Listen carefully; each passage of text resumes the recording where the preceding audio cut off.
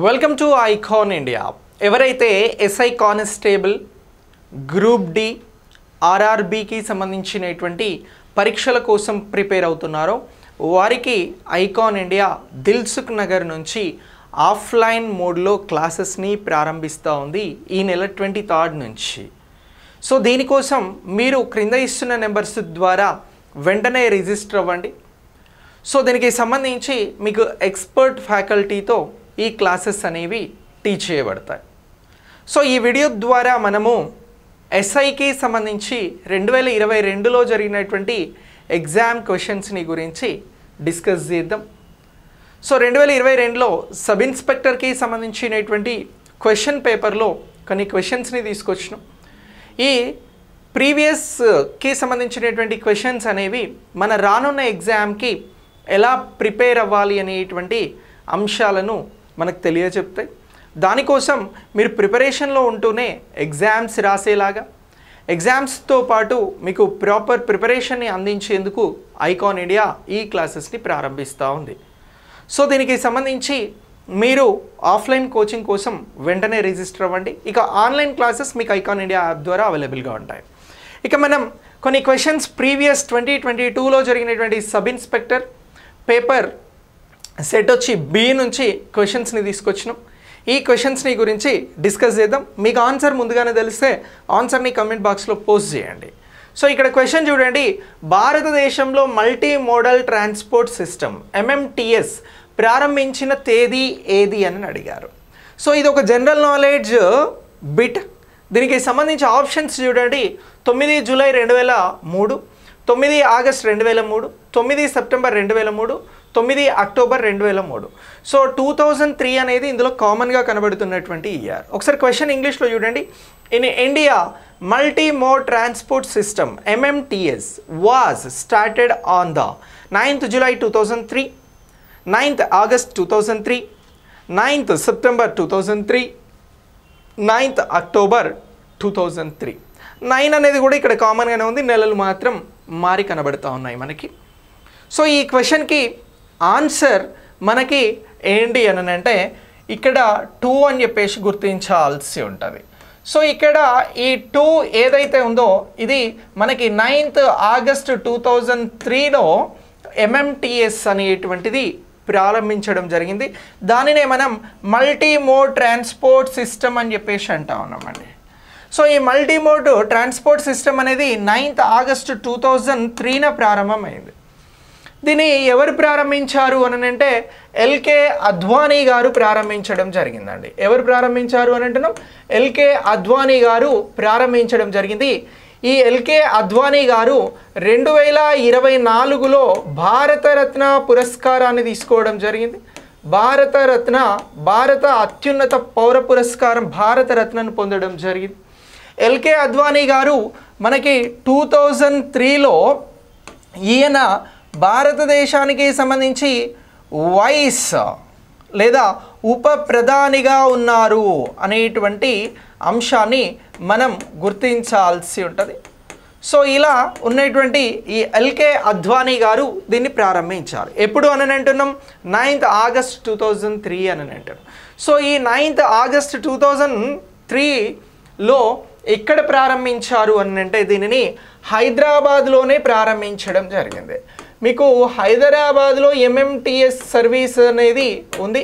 ఈ సర్వీస్ అనేది వివిధ రవాణా రంగాలకి సంబంధించి బస్సెస్కి సంబంధించి, ఇతర ట్రాన్స్పోర్టేషన్స్కి సంబంధించి మేజర్ రైల్ సిస్టమ్ని, అలాగే బస్ సర్వీసెస్ని, వీటిని మనకు ఇంటర్లింక్ చేసేటువంటిదే ఈ మల్టీ మోడ్ ట్రాన్స్పోర్ట్ సిస్టమ్.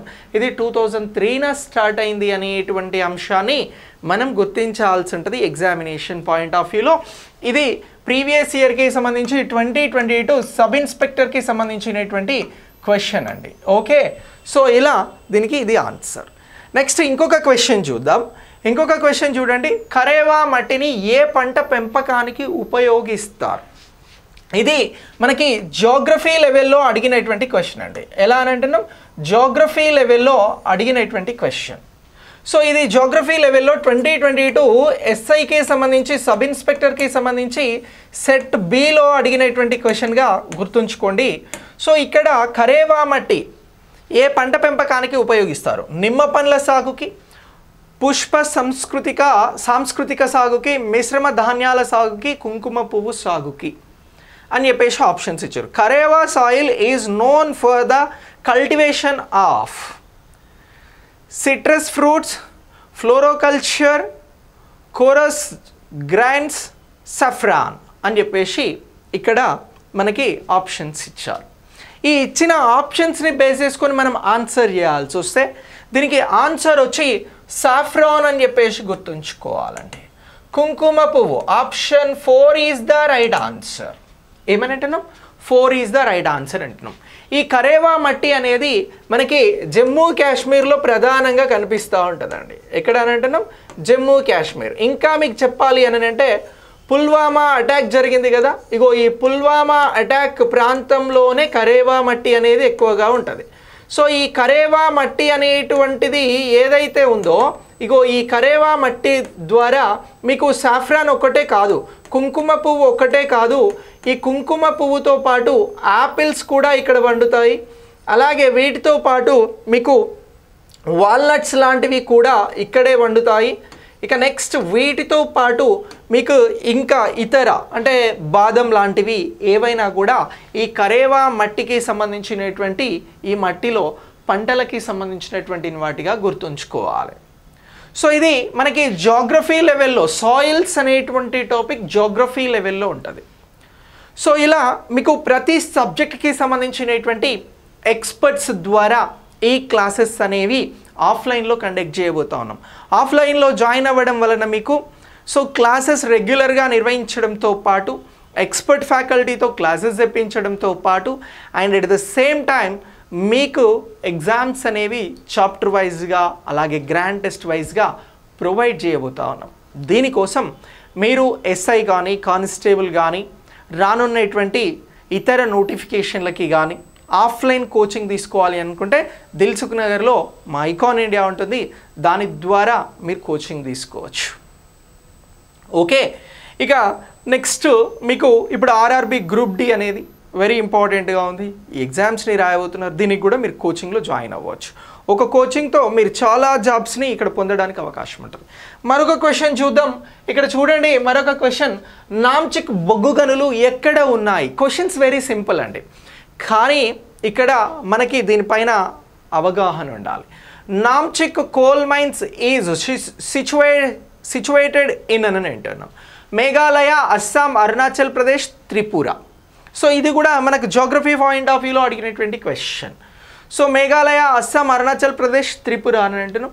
ఇవన్నీ కూడా మనకి ఈశాన్య భారతదేశంలో కనిపించేటువంటి రాష్ట్రాలు.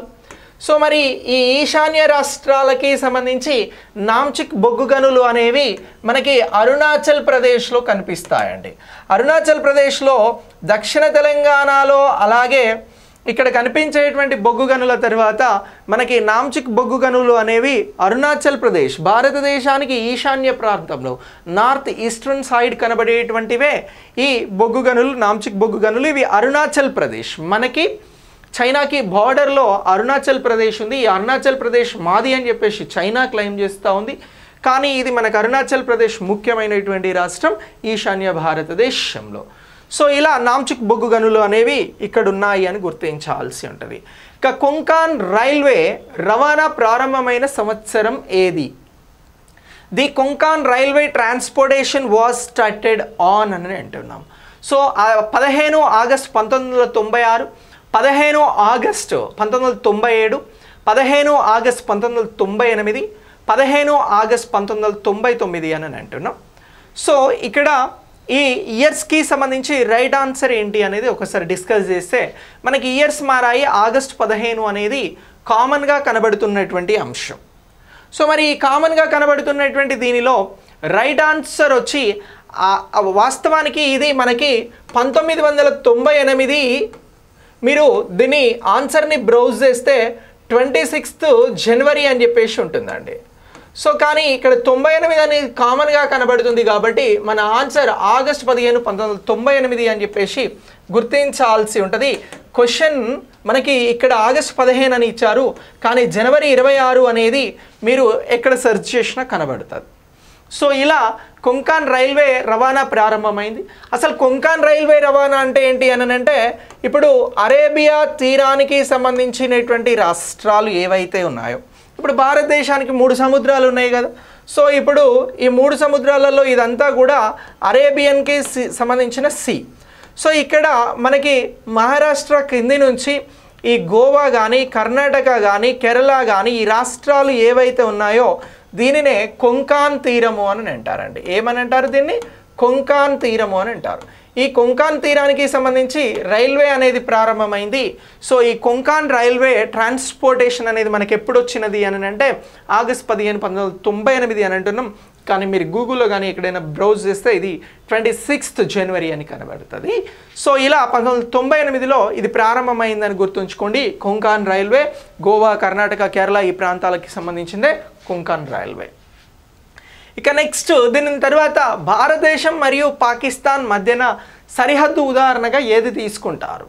So the boundary between India and Pakistan is an example of అధిరోహిత సరిహద్దు, అనంతర సరిహద్దు, పూర్వీక సరిహద్దు, శేష సరిహద్దు,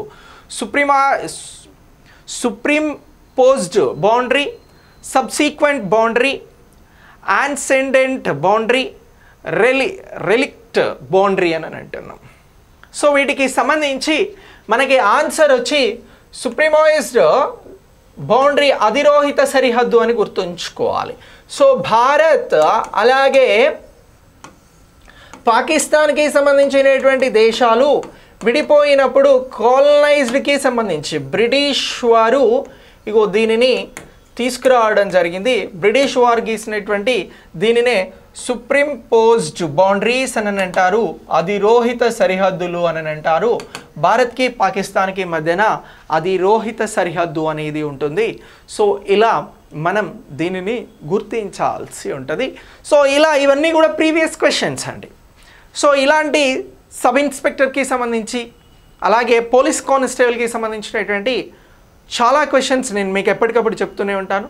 మీరు ఆఫ్లైన్ కోసం సిద్ధంగా ఉన్నట్లయితే ఐకాన్ ఇండియాలో జాయిన్ అవ్వండి. మంచి క్లాసెస్తో పాటు ఎగ్జామ్స్ని పొందండి. So sub inspector, police constable and RRB group డీకి సంబంధించి ఇప్పుడు బ్యాచెస్ స్టార్ట్ అవుతున్నాయి. మీరు లేట్ చేయకుండా వెంటనే జాయిన్ అవ్వండి. Thanks for watching. నెక్స్ట్ వీడియోలో మళ్ళీ కలుద్దాం.